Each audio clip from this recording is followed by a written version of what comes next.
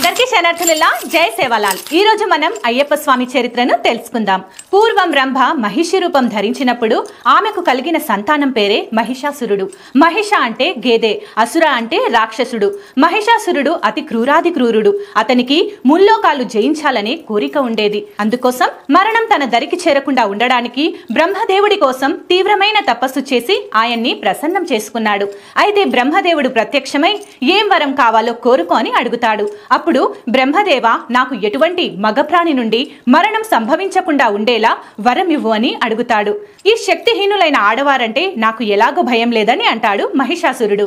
సరే అని బ్రహ్మదేవుడు అతను కోరిన వరాన్ని ఇస్తాడు. దాంతో మహిషాసురుడి ఆకృత్యాలు మరింత పెరిగిపోతాయి. యజ్ఞాలు చేసేవారిని చంపివేసేవాడు, వేద పఠనం చేసేవారిని హింసించేవాడు. దాని భయంతో వేదాలు గాని యజ్ఞాలు గాని అందరూ చేయడం మానేస్తారు. చివరకు శివకేశవుల పూజను కూడా నిషేధించాడు మహిషాసురుడు. స్వర్గంపై దండెత్తి దేవాది దేవులను హింసించి అమరావతిని ఆక్రమిస్తాడు.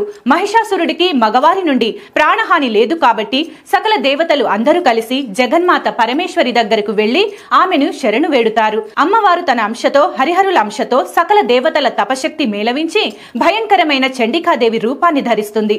భగభగా మండుతున్న ఎర్రటి నేత్రాలతో దేవతలు సమర్పించిన ఆయుధాలతో రణరంగంలోకి దూకింది అమ్మవారు. ఆ మహిషాసురుడితో ఘోరమైన యుద్ధం చేయడం ఆరంభించింది చండికాదేవి. అలా 15 రోజుల పాటు భీకరమైన యుద్ధం జరుగుతుంది.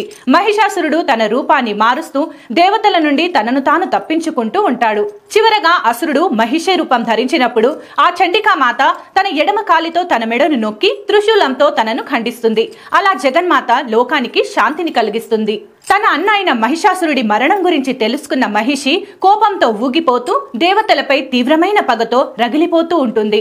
దేవతలకు నరకాన్ని చూపించాలని నిర్ణయించుకొని అందుకోసం బ్రహ్మదేవుడి కోసం కఠోరమైన తపస్సు చేయడం మొదలు పెడుతుంది.